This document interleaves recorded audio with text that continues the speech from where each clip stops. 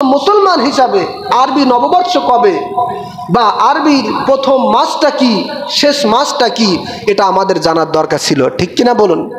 আমরা আরবি মাস আরবি তারিখ সম্পর্কে জানি না। আমরা কোনগুলো জানি? কবে বাংলা নববর্ষ হবে, কবে ইংরেজি নববর্ষ হবে, এটা আমাদের জানা থাকে। তার কারণ আমাদের সন্তানেরা, আমাদের যুবকেরা আরবি নববর্ষ বাদ দিয়ে ইংরেজি নববর্ষ, বাংলা নববর্ষ পালন করার জন্য 1 মাস আগে থেকে প্রস্তুতি নেয় কিভাবে নাচ গান করা যায়, ঠিক কিনা বলুন। অথচ আরবি যেটা মুসলমানদের কালচার, মুসলমানদের সমাজ, মুসলমানদের ইবাদতের সাথে সম্পর্কিত যে বিধান, আরবি মাস আরবি তারিখ, এটা আমরা বেমালুম ভুলে যাই, ঠিক কিনা বলুন। আমার ভাইয়েরা, কোনো ছোট্ট বাচ্চাকে যদি আপনি বলেন, বাবা বলো তো আজকে ইংরেজি মাসের কয় তারিখ, বা ইংরেজি 12টি মাসের নাম বলো, সে দেখবেন একের পর এক বলবে জানুয়ারি, ফেব্রুয়ারি, মার্চ, এপ্রিল, এভাবে করে ইংরেজি 12টি মাস বলে দিবে। তবে কোনো বাচ্চাকে, কোনো সন্তানকে, কোনো স্কুল মাদ্রাসা পড়ুয়া, মাদ্রাসা অনেক সময় পারে, স্কুল পড়ুয়া ছাত্রকে যদি বলেন বাবা বলো তো আরবি মাস 12টি মাসের নাম, দেখবেন অধিকাংশই পারে না, ঠিক কিনা বলুন। এটা আমাদের দুর্ভাগ্য। অথচ প্রত্যেক মুসলমানের উপরে আরবি 12 মাস আরবি তারিখ এগুলো জানা ফরজে কেফায়া। ফরজে কি? কেফায়া, জানাজার নামাজের মতো বিধান। সুতরাং আমরাও জেনে নিব আরবি মাস কখন শুরু হচ্ছে, কখন শেষ হচ্ছে, আরবি মাসের তারিখ কত। এরপরে আমাদের সন্তানদেরকে শিক্ষা দিব যে আরবি 12টি মাসের নাম, আরবি সপ্তাহের দিনগুলোর নাম। তাহলে আমরা মুসলমান হব। মুসলমানদের চিহ্ন মোটামুটি আমাদের মাঝে কিছুটা হলেও পাওয়া যাবে, ঠিক কিনা বলুন।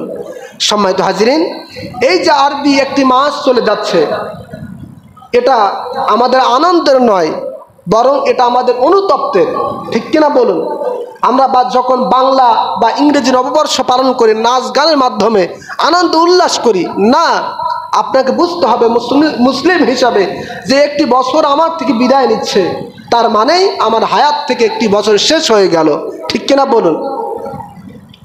সব সময় মনে করতে হবে, ব্যবসায়ীরা যেমন হিসাব করে বছরের শেষে আমার ব্যবসার মধ্যে, আমার দোকানের মধ্যে কতটুকু লাভ হলো, কতটুকু ক্ষতি হলো, এই যে হাল নাগাদ একটা হিসাব তারা করে, বের করে লাভ এবং ক্ষতি। আপনাকে আমাকেও মুসলমান হিসাবে, ইমানদার হিসাবে হিসাব করতে হবে।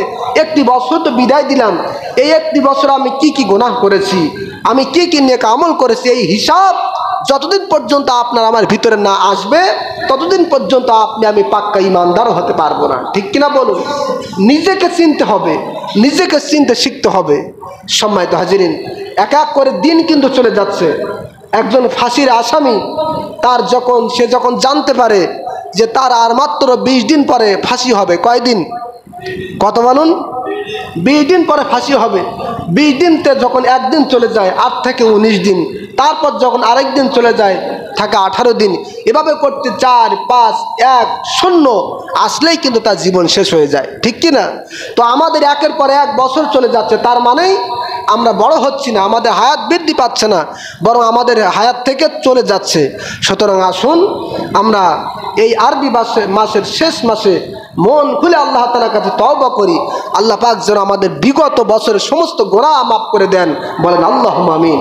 এবং ছোট ছোট আমরা যে নেক আমলগুলো করেছি, আল্লাহ পাক যেন সমস্ত নেক আমলগুলো সহি শুদ্ধভাবে কবুল করেন, মঞ্জুর করেন, বলেন আল্লাহুম্মা আমিন।